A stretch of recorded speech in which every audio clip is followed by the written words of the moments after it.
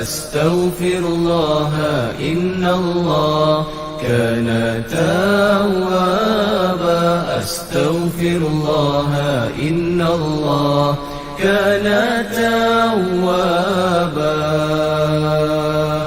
أستغفر الله إن الله كان توابا الشيطان الرجيم. بسم الله الرحمن الرحيم. Muqaddimah surah Al-Muddathir. Surah ini diturunkan di Mekah. Mengandungi 56 ayat. Dinamakan surah Al-Muddathir yang berselimut. Kerana pada awal surah ini Allah Ta'ala perintahkan Nabi Muhammad sallallahu alaihi wasallam supaya bangun dan tampil menyiarkan, menyebarkan Islam dalam masyarakatnya dengan memberikan peringatan dan amaran. Nabi SAW berselimut ialah sekembalinya dari Gua Hira selepas menerima wahyu Al-Quran Karim bagi kali yang pertama. Intisari kandungannya menerangkan arahan-arahan yang diberi oleh Allah Ta'ala kepada Nabi Muhammad SAW untuk menjalankan dakwah Islamiyah. Lalu diperintahkan supaya baginda bertabah hati dalam menjalankan tugasnya yang besar itu. Dan janganlah ia hiraukan tentangan golongan yang kufur ingkar, kerana mereka akan dikecewakan oleh Allah Ta'ala yang Maha Kuasa. Setelah menerangkan sebab-sebab yang menjadikan golongan yang menentang kebenaran itu kufur derhaka, lalu ditegaskan bahawa Al-Quran adalah satu peringatan yang sangat besar pengajarannya. Maka sesiapa yang mahu beringat, dapatlah ia mengambil peringatan daripadanya untuk keselamatannya di dunia dan di akhirat. Dan pada itu tiadalah mereka dapat beringat melainkan jika dikehendaki Allah. Dialah Tuhan yang berhak dipatuhi perintahnya. Dan dialah jua yang berhak mengampunkan orang-orang yang beriman dan taat. Bismillahirrahmanirrahim. Ya ayyuhal muddathir, kum fa'anzir, wa rabbaka fakabbir, wa thiyabaka fatahhir, wa rujza fahjur, wa la tamnun tastakthir, wa lirabbika fasbir. فإذا نكر في الناكور فذلك يومئذ يوم عسير على الكافرين غير يسير. Sadaqallahul Azim. Dengan nama Allah yang Maha Pemurah lagi Maha Mengasihani. Wahai orang yang berselimut, bangunlah serta berilah peringatan dan amaran kepada umat manusia. Dan Tuhanmu maka ucaplah dan ingatlah kebesarannya. Dan pakaianmu maka hendaklah engkau bersihkan. Dan segala kejahatan maka hendaklah engkau jauhi. Dan janganlah engkau memberi sesuatu dengan tujuan hendak mendapat lebih banyak daripadanya. Dan bagi menjalankan perintah Tuhanmu maka hendaklah engkau bersabar terhadap tentangan musuh. Kerana apabila telah ditiup sangkakala, maka saat yang demikian adalah saat berlakunya hari yang sukar. Kepada orang-orang kafir, lagi tidak mudah mengelak azabnya. Kita berada dalam penafsiran surah Al-Muddathir. Surah yang ke-74 pada juzuk yang ke-29. Yang merupakan surah Makkiyah. Yang mengandungi 56 ayat. Dinamakan dengan surah Muddathir kerana dimulakan dengan kalimah tersebut. Ya ayyuhal muddathir. Yang merupakan salah satu sifat Rasulullah sebagaimana al-muzammin. yakni orang yang berselimut. Di mana Nabi SAW diperintahkan oleh Allah Subhanahu Wa Taala dalam surah ini bagi menyampaikan dakwah sekaligus pelantikan sebagai Rasul. Dengan turunnya surah ini, maka secara rasmi Nabi Muhammad sallallahu alaihi wasallam menjadi rasul kerana perintah bagi menyampaikan dakwah. Kalau kita lihat hubung kait surah Muzammil dengan surah Muddathir, ada 3 perkara kata ulama. Yang pertama, kedua-dua surah ini memulakan dengan memanggil Nabi Muhammad. Muzammil, Muddathir. Dua-dua ini adalah salah satu daripada nama Nabi Muhammad SAW yang merujuk keadaan Rasulullah yang sedang berselimut kerana ketakutan bila mana menerima wahyu. Yang kedua, kedua-dua surah ini turun serentak. Selepas Muzammil maka Muddathir.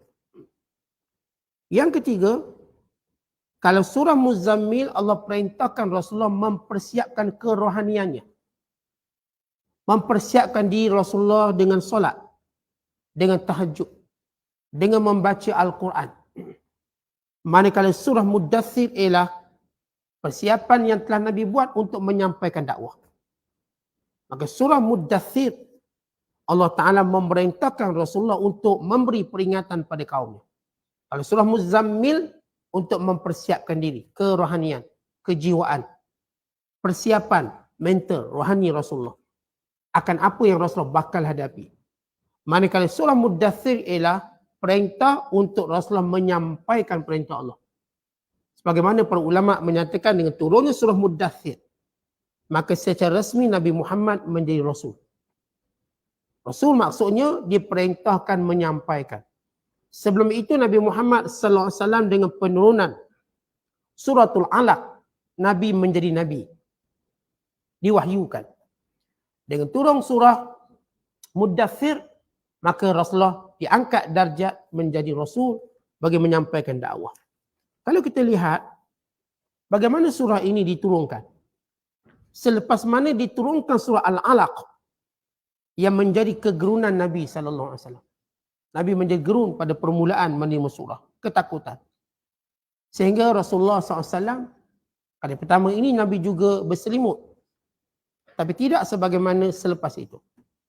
Sehingga Khadijah radhiyallahu ta'ala anha membawanya bertemu dengan Waraqah bin Naufal. Maka ketika itu jiwa Rasulullah mula merindui wahyu. Tetapi dalam tempoh turunnya surah Al-Alaq dengan surah Muzammil dan Muddathir yang disebut sebagai fatrah. Fatrah maksudnya tempoh di mana wahyu terputus seketika. Dan menjadikan Rasulullah sallallahu alaihi wasallam amat rindu untuk mendengar apa wahyu berikutnya. Kerana wahyu pertama menyuruh Rasulullah membaca dengan nama Allah. Maka kerinduan tadi menyebabkan Nabi sallallahu alaihi wasallam kembali untuk menuju ke Gua Hira. Kata Nabi SAW, fa bainama ana amshi, ketika mana aku sedang berjalan, sami'tu sautan minas sama', aku mendengar suara daripada langit. Farafa'tu basari qibalas sama', maka aku mengangkat pandanganku ke arah langit. Fa idzal malak alladhi ja'ani qa'idun ala kursi bainas sama'i wal ardh.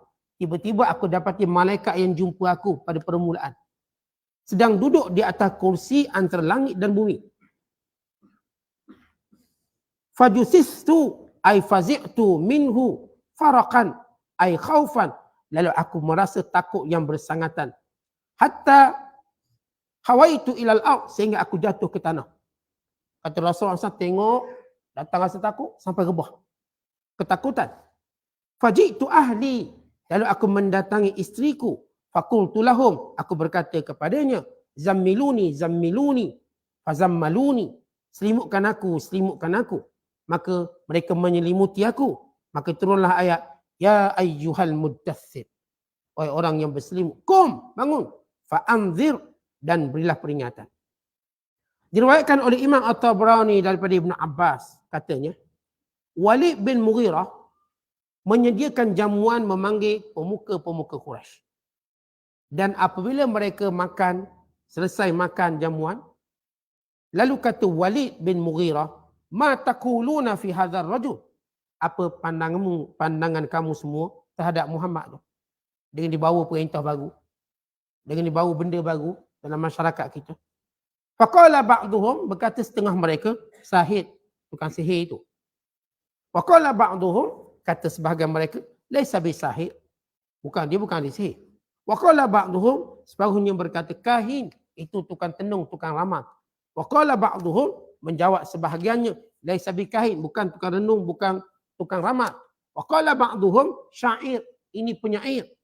Wa qala ba'duhum laisa bisyair, bukan, ini bukan penyair. Wa qala ba'duhum, dan berkata sebahagian mereka, bal sihrun yu'thar, bukan, dia satu sihir yang memberi kesan. Ini sihir besar. Ini bukan sihir biasa, sihir yang besar. Fa'ajma'a ra'yuhum ala annahu sihrun yu'thar. Maka mereka bersepakat untuk menggelarkan Rasulullah sebagai penyihir yang besar. Lalu Rasulullah bila sampai berita ini, Nabi menjadi sedih. Nabi pun menundukkan kepalanya dan Nabi mula berselimut. Kerana kesedihan. Kerana kebiasaan bila orang sedih, kita pun cari tilam, cari katil lah. Selimut lah. Malah nak fikir banyak, selimut. Maka turun ayat, ya ayyuhal muddathir. Wahai orang yang berselimut, qum fa'anzir. Bangun, sampaikan peringatan dan dakwah. Wa rabbaka fakabbir. Dan besarkan Tuhanmu dengan menyampaikan perintahnya. Wa siyabaka fatahhir. Maka sucikan pakaianmu, sucikan jiwamu daripada segala maksiat dan dosa. Wa ruzza fahjur. Dan tinggalkan segala maksiat dan kemungkaran.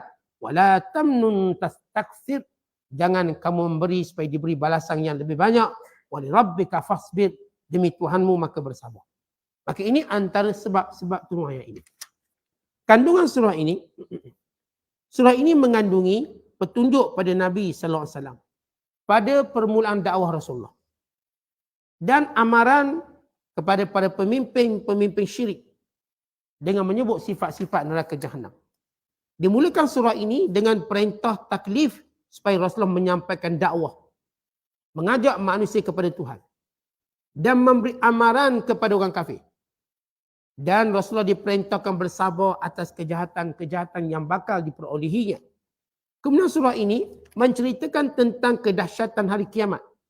Dengan firmannya, فَإِذَا نُكِرَ فِي النَّاقُورِ. Bila mana ditiupnya angin sangkakala. Yang menandakan berakhirnya alam dan dunia. Dan yang keempat, surah ini memberi amaran kepada manusia. Dengan amaran yang keras. Khususnya kepada Walid bin Mughirah yang mengakui bahawa Quran itu kalam Allah, tetapi kerana sayangkan jawatan dan sayangkan pangkat, lalu dia cuba menolak kebenaran tersebut yang telah diakuinya dengan menyatakan bahawa Nabi sallallahu alaihi wasallam mengamalkan sihir. Maka turun ayat zarni wa man khalaqtu wahida.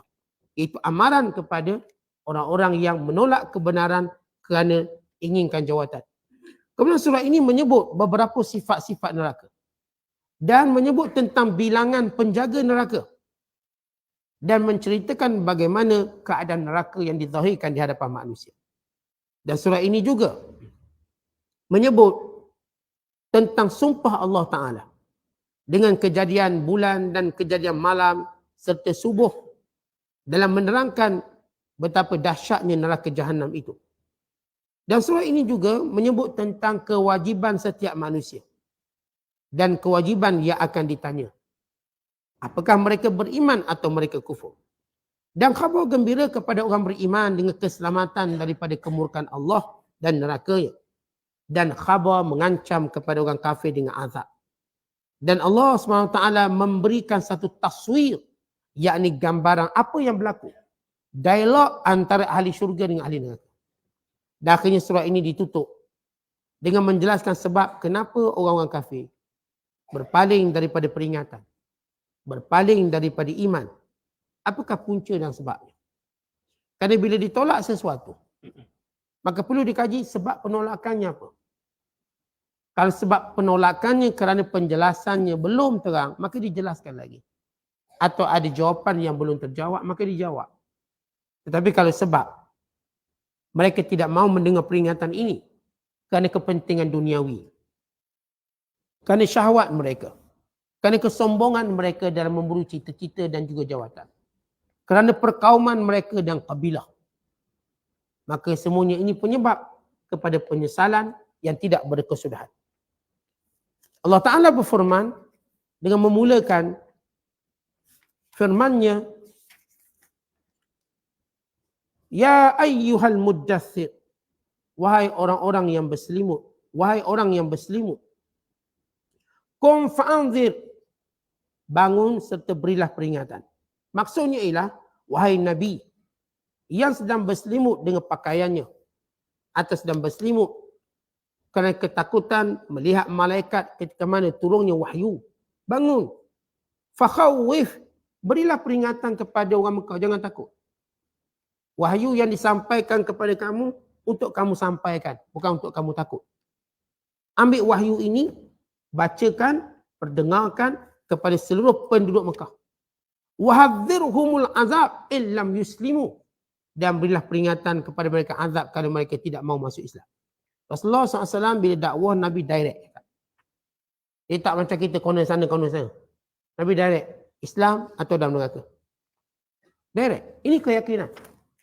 Oleh kerana kita mengalami krisis keyakinan, waktu nak dakwah kita corner jauh sangat. Sampai poin tu tak ada. Kita corner. Sehingga kadang-kadang kita memuji orang kafir. Kita lupa menyebut benda yang paling penting. Kalau kamu memilih kafir, dalam neraka. Jangan ceritalah dia baik dengan mak dia, dia baik dengan ayah dia tak, itu isu lain. Kerana isu keimanan isu besar. Tuan-tuan, bila benda besar, kita tak akan bercakap hal lain. Umpama begini. Kalau rumah tu dah ada api, terbakar. Maka kita tak cakap bab lain, kita akan cakap api. Patah je api. Maka ketika itu orang akan semua lari daripada api. Tuan-tuan, bila orang lemas dalam air, kita tak akan bercakap hal lain. Kita tak cakap umur dia berapa yang lemas tu. Kita kata, tolong orang lemas. Kita tak tengoklah dia perempuan ke laki-laki ke kanak-kanak ke. Kita tak tengoklah dia kaum apa dan sebagainya. Maka Rasulullah SAW, dia tak ada, kita katakan corner jauh untuk dakwah. Nabi direct cakap, wahai penduduk Mekah, Islamlah kamu, kalau tidak neraka. Ia satu benda yang mudah. Tapi kita hari ni nak apa Bible dululah. Kita ni nak dengar ceramah 40 jam dululah. Baru nak dakwah. Tu pun takut-takut lagi. Kena pilih ayat pula. Kita tak straight. Itu masalah kita, tak straight. Maka waktu mana Allah memberi peringatan pada Nabi SAW, bangun dan beritahu mereka beriman. Bayangkan pada waktu dan kadang tidak ada orang beriman melainkan Rasulullah SAW. Berbanding hari ini, dengan mana mereka boleh baca, tengok YouTube dan sebagainya. Dulu tak ada sumber apa, sumbernya melainkan Rasulullah SAW. Maka Rasulullah tegas bercakap, kalau kamu tidak beriman wahai ahli Mekah, maka tempatnya dalam neraka. Kalau kamu beriman maka kamu terselamat. Wa rabbaka fakabbir wa siyabaka fatahhir. Memberi maksud besarkan Tuhanmu dengan sifat kebesarannya dalam beribadat kepadanya, dalam dakwah kamu dan seluruh keadaan kamu. Kerana Allah Ta'ala lebih kuat, lebih besar daripada segala sekutu. Artinya, biar tajuk paling besar kamu bercakap, tajuknya Allah. Kalau hari ni kita cerita trending, viral. Orang kita tajuk paling besar dia cakap apa? Yang trending, yang viral. Maka Allah suruh Nabi SAW bercakap, trendingkan tentang Allah. Wa rabbaka fakabbir. Ceritakan tentang Allah. Hari ni tuan-tuan kita membazir banyak masa, kita tak bercerita tentang Allah. Kita bercerita tentang apa? Cerita tentang diri kita. Cerita tentang pencapaian dunia kita. Cerita tentang anugerah-anugerah kita. Maka di mana Allah? Siapa yang bercakap tentang Allah? Allah ialah isu terbesar manusia. Kerana itu muazzin melaungkan azan dengan kuat. Allahu Akbar, Allahu Akbar, Allah Maha Besar, Allah Maha Besar. Segala isu trending lain, viral lain tenggelam dengan nama Allah. Itulah yang diviralkan oleh Rasulullah pada zaman itu. Allah. Kerana Allah menyatakan, Allah menyuruh, wa rabbaka fakabbir. Tuhan kamu maka besarkan. Jadikan ia percakapan kamu. Tentang hari ini saya katakan, kita sama-sama anak kita pun tak cakap tentang Tuhan. Dengan anak-anak cakap apa? Dah makan, dah minum, dah baca buku. Ada duit, tu je. Kita tak bercakap tentang Allah. Sehingga anak kita melihat yang paling besar ialah isu duit. Anak kita melihat yang paling besar ialah sekian-sekian hiburan. Sama juga sama-sama kita tak bercakap hal Allah. Kita bercakap hal lain. Maka apa yang besar dalam percakapan kita? Apa yang kita isukan? Apa yang kita jadikan kontens kita? Rasulullah menjadikan segala kontens dia. Percakapan Rasulullah ialah Allah. Dan demikian para sahabat bercakap tentang Allah. Dan tentang sekutu-sekutu yang tidak dinilai langsung. Kerana itu dakwah itu bergerak dengan begitu kuat. Ini saya kata kita tak bercakap. Kita tak bercakap tentang Allah. Kita bercakap hal lain. Bukan kita rasa diri kita lebih penting. Kita bercakap hal kita. Hari ni kita makan apa, sarapan apa. Followers kita ratus ribu ni. Followers kita juta-juta. Cakap apa? Cakap bab kain. Kita cakap bab makanan. Mana Allah? Allah beri nikmat. Popular terkenal. Kenapa tak besarkan Allah dan tak trendingkan Allah? Seperti cakap takut-takut Allah. Mereka lupa beri rezeki itu Allah. Yang menciptakan mereka itu Allah. Lalu semuanya bercakap hal-hal yang sekian-sekian. Akhirnya dia jadi backfire pada mereka balik. Jadi isu balik. Lalu tenggelamlah mereka dengan popular yang merupakan peluang Allah beri mereka untuk besarkan Allah. Tuan-tuan, Rasulullah popular sebab dia popularkan Allah. Kalau kita popular kerana kita popular, nak popularkan kita, kelak kita akan jatuh. Popular kita tak ke mana? Sebab yang paling popular itu Allah. Allah. Tuan-tuan, kita, kalau ada orang boleh buat satu kereta, popular dia. Kenapa dia popular? Sebab dia buat sambal. Popular dia. Kenapa dia popular? Sebab dia yang buat tudung ni. Popular dia. Kenapa dia popular? Oh, sebab dia naikkan ekonomi negara. 2%. Naikkan betul. Tuan-tuan, Allah yang popular tu yang menciptakan kita. Bukan yang buat kereta sebiji tu. Yang ciptakan kita semua. Ciptakan alam ini semua. Allah. Kita kalau saya katakan pencapaian orang menang pingat emas sukan Olimpik. Satu dunia sambut dia. Oh, dia menang award kat perfilman. Ni satu Malaysia sambut dia. Kenapa? Oh, dia menang award. Ada apa? Ada apa dengan award yang dia menang? Ada apa untuk kita? Tak ada apa. Popular glamour itu je lah. Lalu kita popularkan benda ni. Seolah-olah hidup kita untuk memburu benda ni. Kata di mana Allah? Sebab itu Rasulullah bila diperintah bangun bangkit dakwah, apa yang Allah perintahkan pada Rasulullah? Wa rabbaka, Tuhanmu, fakabbir. Besarkan. Ceritakan tentang Allah yang ciptakan kamu, yang menyuruh kamu beribadat padanya, memerintahkan kamu, yang akan hisap kamu, yang akan kamu dikembalikan pada Allah. Semuanya bicara Allah, Allah, Allah, Allah. Sehingga mereka tahu ada Allah yang melihat perbuatan mereka.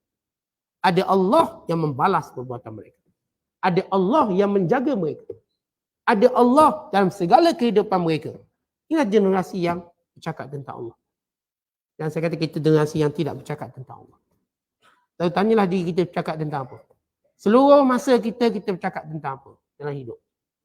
Seluruh masa kita besarkan apa. Akhirnya kita besar-besarkan tak ke mana pun. Kita syok sendiri je tak ke mana.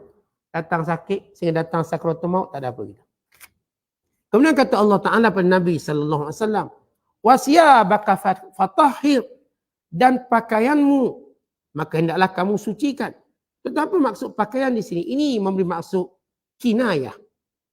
Pakaian di sini menyebut tentang kebersihan diri dan hati dan jiwa daripada sebarang perkara-perkara yang bersifat dosa, yang melazimi seseorang melakukan dosa.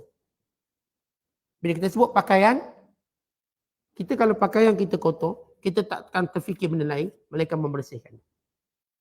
Kita makan ni merecik kuah je, kita dah fikir balik ni basuh, balik ni tukar. Ada tak orang bila pakaian dia kotor, dia tak fikir tentang pakaian dia. Dia makan, tak sejuhur, mercik kuah. Dia fikir, kena tukar ni. Sebab malam ni nak berjalan, petang ni nak berjalan. Maka Allah memberi gambaran tentang bagaimana kita kena peka dengan segala sebab yang menyebabkan kita ni kotor. Yang menyebabkan kita ni akan terjerumus dalam maksiat. Siapakah pakaianmu yang paling kita nampak bila dia kotor? Apa yang kita lakukan? Fatahhir, sucikan. Seolah-olah orang beriman, dia perlu lihat dosa dia, melihat dosanya sebagaimana lihat bagaimana pakaiannya bila kotor. Maka dia akan sibuk untuk bersihkan. Biasa ada orang, dia pakai baju, pagi dia pakai, tengah hari dah basuh. Sebab apa? Kotor rasanya. Contoh pakaikan baju pada anak-anak. Anak-anak kita tak minta tukar. Kita pun tukar. Kenapa? Baju dia kotor. Ustaz. Kita cakap dengan suami kita, bang, baju dah kotor. Anak kita, sehari 4 kali tukar baju. Bukan dia nak tukar, kita nak tukar sebab kita rasa macam dah kotor. Kita tengok anak kita ni, kenapa pakai baju sama? Tukar. Kita pun tak berani pakai baju kalau kita rasa ada bau sikit. Tak berani. Maka demikian dalam hidup kita. Kalau nampak dosa, fikir nak bersihkan. Sebagaimana kita melihat pakaian, kita nak bersihkan. Maka Allah beri satu kinayah. Wasiyabaka. Ini pakaian kamu bersihkan. Kan itu benda yang saya katakan paling kita nampak dan paling kita nak bertindak cepat. Jadi kalau kita terjerumus pada mukaddimah dosa, dan kita tahu, maka cepat-cepatlah bersih. Cepat-cepatlah taubat, cepat-cepatlah tinggal. Kemudian kata Allah, dalam menguatkan makna membersihkannya, waruzza fahjur, dan segala bentuk syirik kepada Allah. Perkataan ruz di sini ialah ai utrukul asnama wal awthan. Contoh bila kita sebut ar-rijs, orang Arab sebut rijs maknanya kotor sungguh. Fa innahu rijs, kotor. Dia kotor dalam dan luar. Maka maksud ar-ruz di sini ialah syirik pada Allah. Mensyirikkan Allah mengotorkan jiwa kita, mengotorkan akal kita. Kerana ia bukan Tuhan. Ini patung-patung bukan Tuhan. Maka dia telah mengotorkan akal kita, telah mengotorkan jiwa kita dengan meletakkan ianya sebagai sekutu Tuhan. Maka kata Allah, waruz fahjur, jauhi dia. Perkataan fahjur memberi maksud tinggalkan terus tanpa berpaling, umpama seorang berhijrah. Daripada uhjur ini hijrah, tinggal terus, jangan paling-paling. Jangan berbasi-basi lagi. Ini kan untuk ni, tak ada. Tinggalkan terus. Dia ada sekutu bagi Allah. Kerana itu saya katakan bagaimana Islam mendidik umatnya menjauhi berhala sehingga diharamkan semua patung-patung yang dibina walaupun bukan tujuan ibadat. Apa hukum memiliki patung? Haram. Membina patung haram. Dan itu masuk dosa-dosa besar. Siapa yang buat patung akan diperintahkan oleh Allah Ta'ala akhirat-akhirat untuk tiup roh masuk dalam patung itu. Untuk diberi nyawa je masuk dalam patung.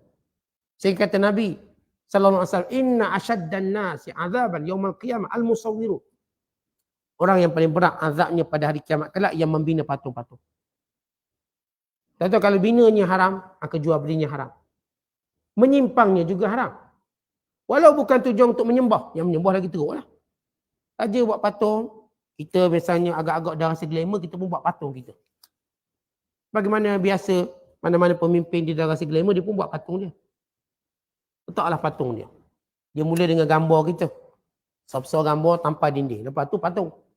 Pasal gambar tu tak nampak power lagi. Buat patung pula kat pintu gerbang. Maka bermulalah cerita sejarah semua berhala. Sebab itu Islam mengharamkan mana-mana orang menyimpang patung, memiliki patung, jual beli patung, membina patung. Maka rumah yang ada patung tidak akan dimasuki malaikat. Tidak akan masuk malaikat, bukan maksudnya kita kata, oh tak masuk sudah. Macam kita tengok orang tak nak pergi rumah kita, sudah. Maksudnya rumah kita dilaknat. Malaikat yang masuk ini malaikat rahmat. Bila Allah tidak merahmati, itu tanda orang ni berdosa. Tuhan tak rahmati dia. Maka perbuatan menyimpannya juga berdosa. Ya, kita perhati rumah kita ada patung ke tak? Patung-patung ini ialah punca kepada keberhalaan.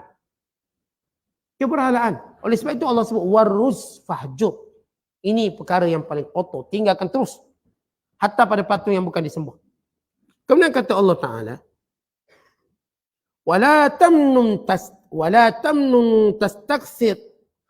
Maka janganlah kamu memberi sesuatu untuk diberikan lebih banyak. Tahu apa maksud wala tamnun tastakthir? Di sini ada beberapa penafsiran. Kata ulama. Yang pertama ialah wala ay la tamnun ala ashabika wa ghairihim bitablighil wahyi mustaksiran zalika alaih. Jangan banyak sangat bercerita, jangan banyak sangat berdakwah. Dengan maksudnya jangan cakap banyak-banyak sangat, cakap yang sederhana. Cakap sederhana biar dipikir banyak. Jangan cakap banyak sehingga dipikir sikit. Contoh bila kita cakap sikit, orang akan fikir banyak. Bila kita cakap banyak, orang akan fikir sikit. Maka Nabi SAW diperintahkan dalam menyampaikan dakwah, ya keinginan Rasulullah nak cepat biar orang beriman, maka Nabi banyak bercakap. Bertubi-tubi. Maka Allah ajar Rasulullah jangan cakap banyak. Sampaikan sekadar yang mereka perlu dengar. Sebab itu di antara tanda kecerdikan seorang, kata Rasulullah SAW. Kata Rasul di antara tanda. Ma'innatul rajul. Tanda kecerdikan seseorang. Kisaru khutbihi wa tulu kunutihi. Atau wa tulu salatihi. Iaitu cakapnya pendek, solatnya panjang. Dia cakapnya pendek. Dan kita tahu Nabi sallallahu alaihi wasallam diberikan jawami'ul kalim, percakapan yang tuntas, pendek, ringkas. Rasulullah SAW tak cakap banyak-banyak. Kalau cakap banyak-banyak menghilangkan manusia untuk berfikir. Ini maksud pertama, wala tamnun tastakthir. Jangan beri untuk kamu biar nampak banyak apa yang kamu cakap pada mereka. Kerana mereka tak dapat hadam dengan cepat. Yang kedua maksudnya ialah au idza a'taita ahadan atiyatan fa'ataha liwajillah wala tamunna bi'atiyatika 'alan nas. Maksudnya bila kamu memberi sesuatu, membantu orang, bantulah kerana Allah. Jangan kita bantu supaya kita dibalas lebih banyak. Maka ini tidak dibenarkan. Ini maksud kedua. Tuan-tuan, Nabi SAW terkenal dengan orang yang tolong orang. Rasulullah sebelum naik ke Gua Hira, Nabi akan sekian tolong fakir miskin. Rasulullah bila turun ke Gua Hira, Nabi buat benda yang sama. Menuju ke Gua Hira, balik ke Gua Hira, Nabi akan derma. Nabi akan beri makan.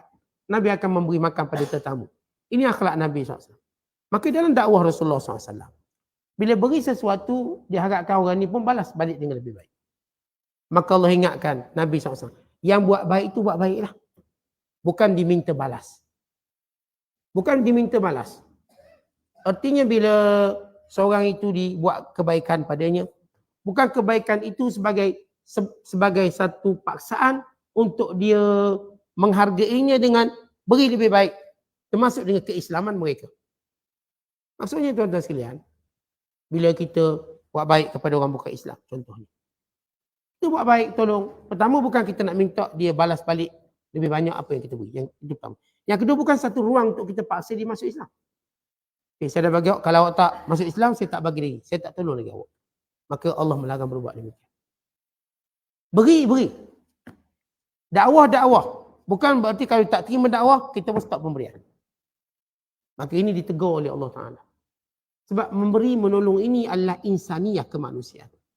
Bagaimana diriwayatkan? Bila mana Nabi Allah Ibrahim AS memanggil seorang yang bertamu di rumahnya untuk makan. Lalu berkata kepadanya, bacalah bismillah.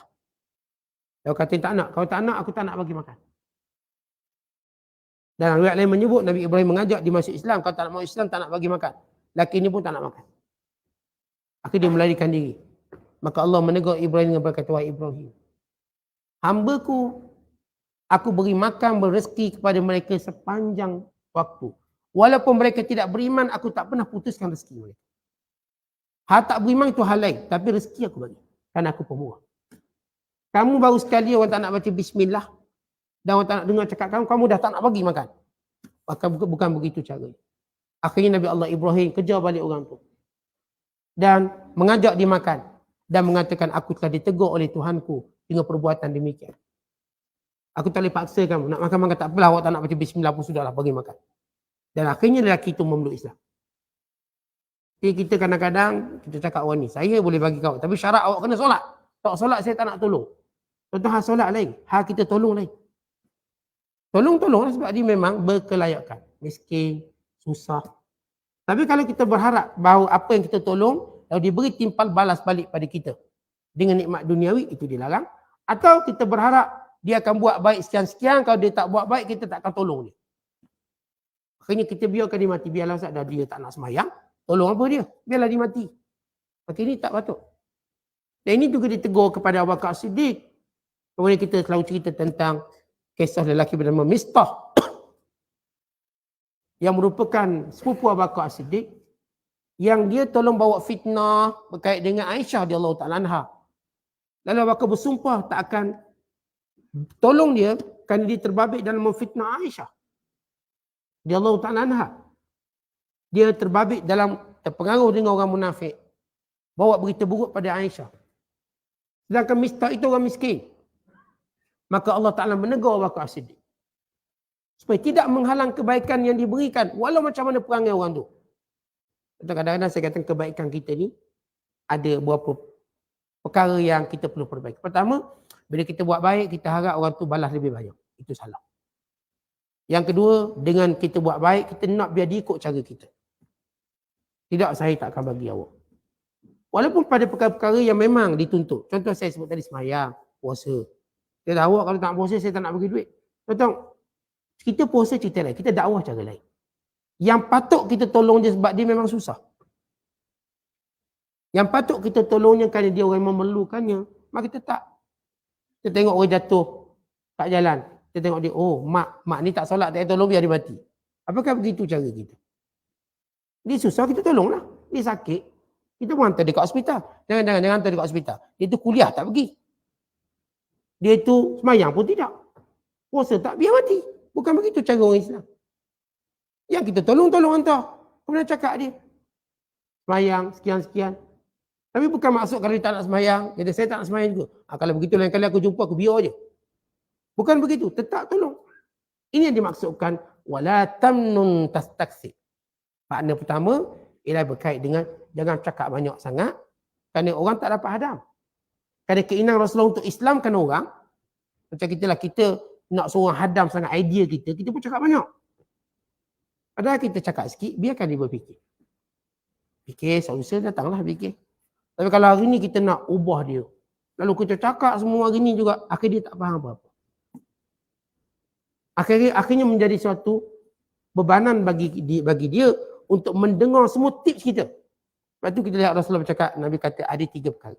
Ada 2 perkara. Ada 5 perkara. Kenapa Nabi sebut 2, 3, 4, 5 dan kadang-kadang sekian-sekian 10? Kerana begitu cara Rasulullah SAW bercakap secara ringkas. Kita pun okey, nak tips berjaya, ada 3 tips berjaya. Orang pun nak dengar tips. Nak berjaya ada 300 tips. 300. Kita tengok kertas pun buat $2, bukan cukup 300. Nak tulis. Orang pun jadi macam bebanan. Baik, kita sebut mukadimah je. Nak berjaya ada 3 tips berjaya. 3 tips kita pun sebut sekian-sekian. Kalau nak jadi orang yang baik, ada 2 cara untuk jadi orang baik. Orang pun macam cenderung untuk dengar bila kita sebut 2, 3, 4 macam tu. Kadar dia boleh hadap. Tapi kalau kita beritahu banyak, dia tak mungkin hadap. Sebab itu dalam khutbah Jumaat sebagai contoh. Ia satu tempoh yang singkat. Khutbah tu dia bukan macam ceramah biasa. Kerana semua orang datang. Semua orang datang yang biasa dengar kuliah ke tak dengar kuliah dia datang. Maka kita semua tahu khutbah, average khutbah kat mana pun 15 minit yang pertama, mungkin 5 minit yang kedua, 20 minit. 1.5 kita start dengar khutbah. Azan Zuhur, satu suku semai sunat, bla bla bla, 1.5 start khutbah. Dia pun khutbah round pertama sampai pukul berapa? 1.45. 15 minit. Duduk baca doa. Khutbah kedua 5 minit. 1.50 kita solat Jumaat. Pukul 2 cabut balik. Kenapa khutbah ini pendek? Dan menjadi satu dunia khutbah begitu sifatnya. Dan supaya khatib tadi menggunakan betul-betul peluang tadi menyampaikan kuliah yang paling padat sekali. Menyampaikan khutbah yang paling padat dan paling padu sekali. Sehingga orang nampak satu mesej je. Jangan tengok banyak, satu mesej apa? Apa mesejnya? Yang kita gagal memanfaatkan makam khutbah. Contoh kalau orang Islam berjaya memanfaatkan makam khutbah. Kalaupun tidak ada kuliah harian ni, kalaupun dengan makam khutbah seminggu sekali mampu mengubah manusia. Tapi yang dia khutbah itu dia kena pandai lah. Jangan orang dah seminggu sekali cerita bab nyamuk Aedes. Memang orang dah seminggu sekali cerita, okey ini hari nelayan. Dah. Kawan tu kerja hilang ada cerita hari nelayan. Dia tak masuk. Dia tak ada satu idea besar dia nak bawa. Tak ada idea besar nak bawa. Akhirnya khutbah menjadi lesu. Dan dia tak mengubah siapa-siapa. Tak mengubah. Dia bercakap isu-isu kecil. Isu-isu yang saya kata tak akan ubah masyarakat. Kita tak bercakap satu isu yang kita akan bersetuju. Kalau kita bercakap satu isu yang jadi khilaf, yang akan ramai orang tak setuju. Cuba bercakap satu isu yang kita sama-sama nampak. Ini memang isu dia. Pasti saya sebut khutbah tadi dengan situasi khutbah atau makam khutbah mampu mengubah umat Islam semua. Tapi itulah yang dilemahkan oleh musuh Islam. Akhirnya naik itu bukanlah orang paling alim di kalangan mereka. Sebab kerja baca. Bukanlah orang yang paling berpengetahuan di kalangan mereka. Bukanlah orang yang punya agenda yang besar. Kalau mereka ada agenda yang besar, mereka ubah kampung mereka. Ubah kampung mereka. Kalaupun mereka tak ubah negara mereka. Kenapa mereka bercakap isu yang disepakati? Okay, ini bagaimana kebijaksanaan dalam cakap. Baik, yang perkataan kedua maksud wala tamnun tastaksir. Itu jangan kamu buat kebaikan supaya mereka turuti kehendak kamu. Bukan, buat kebaikan itu kebaikan. Dan pandangan ketiga wala tastaksir, wala tamnun tastaksir, iaitu dengan maksud jangan kamu buat baik supaya digandakan kebaikan diberikan pada kamu. Jangan kita atas sepinggang kuih kat dia supaya dia balas sepuyuk nasi biryani kat kita. Beri dia tak balas pun tak apa. Jangan kita tolong hari ni lalu kita menggunakan hari ni saya tolong awak, esok jangan lupa tolong saya. Maka jangan cakap begitu. Hari ni giliran awak, esok giliran saya pula. Jangan lupa. Jangan cakap begitu. Biarkan Allah membalas kita. Kerana Allah akan beri lebih baik. Kalau kita harapkan orang tu balas kita, kita akan dapati mengecewakan. Kita ziarah dia sakit. Kita pun kata, hari ni saya ziarah awak, esok jangan lupa tahu ziarah saya kalau saya sakit. Mengecewakan. Hari ni awak mati, saya solat jenazah. Nanti saya mati, awak pula solat jenazah saya. Maksudnya kaum keluarga awak yang mati, saya datang. Kelak kalau kaum keluarga saya atau saya, awak datang. Kita harapkan begitu, dia tak terjadi begitu. Dan serahkan kebaikan kita pada Allah. Biar Allah tentukan siapa yang akan, atau biar Allah ilhamkan pada siapa yang akan membalas kebaikan kita. Kalau kita nak fikir, saya tolong anak awak belajar, nanti kalau anak saya susah, awak tolong anak saya pula. Tuhan tak akan kecewa dengan makhluk. Jangan pernah begitu. Kita buat, biar liwajihillah kerana Allah. Ini Allah ingatkan kita. Wala tamnun tastakthir.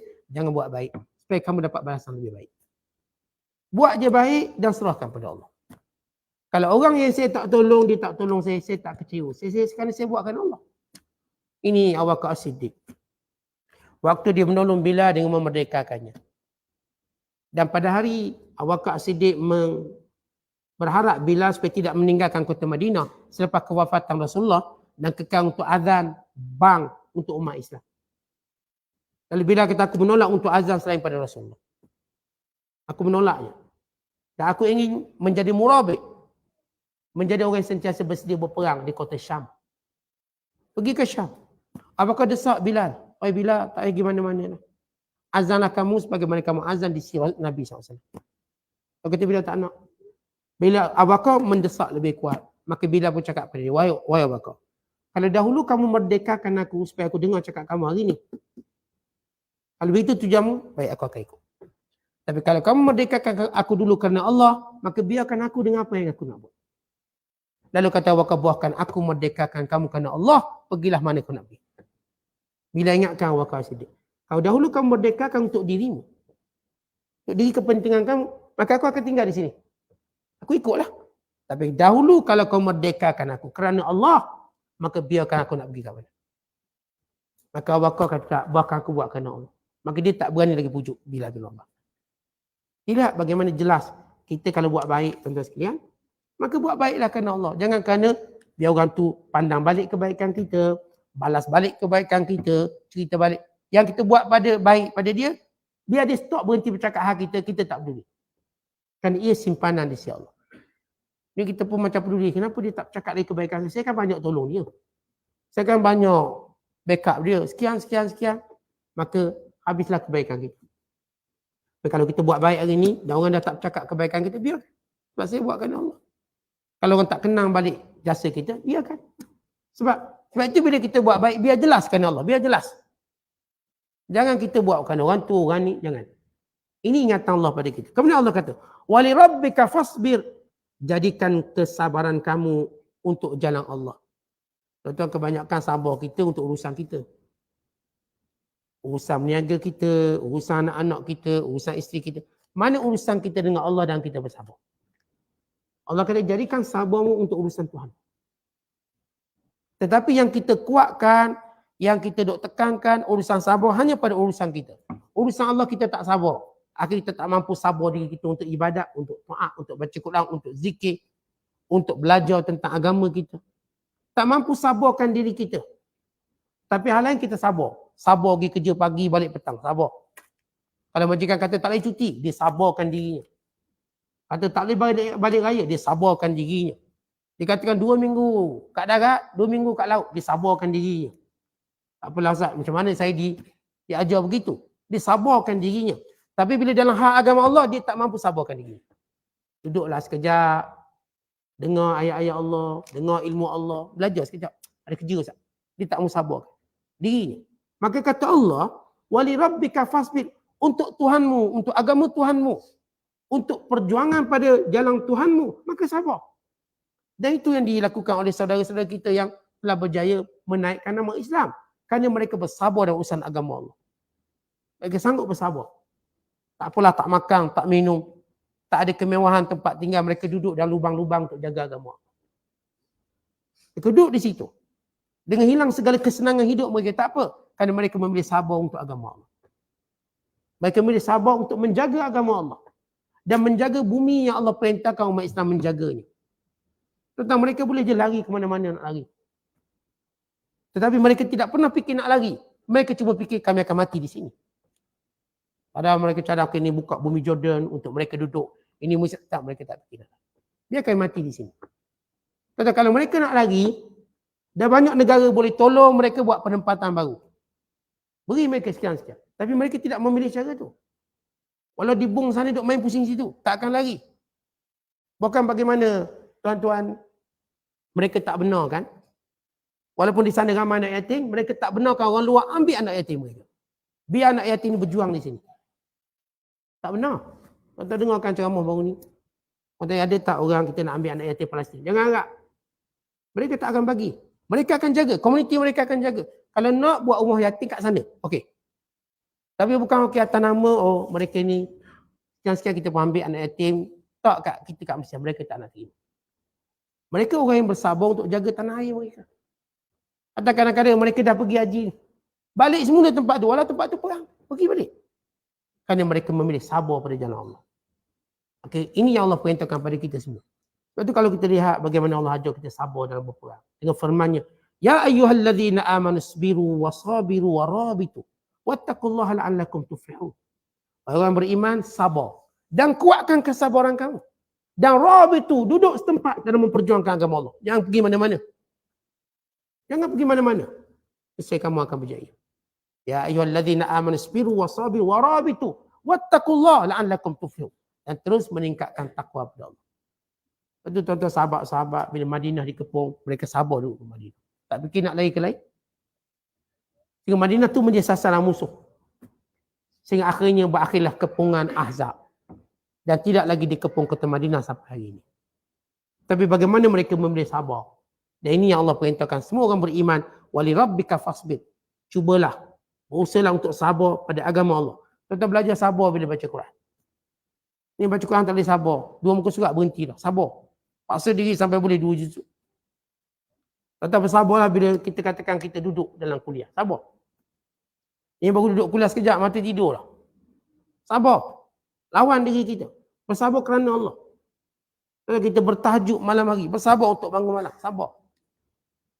Semua benda yang berkaitan dengan perintah Allah, belajar sabar untuk buat. Ini benda yang Allah perintahkan pada kita.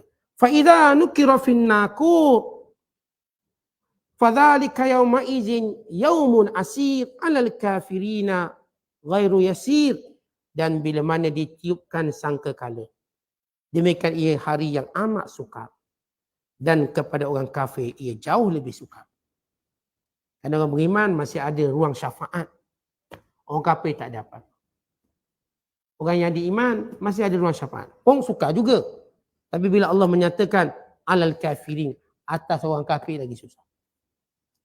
Jadi bila berlakunya tiupan sangkakala, ia merupakan hari yang sukar pada semua makhluk. Alal kafirin ghairu yasir. Dan kepada orang kafir ia lagi tidak mudah. Ini peringatan dan amaran.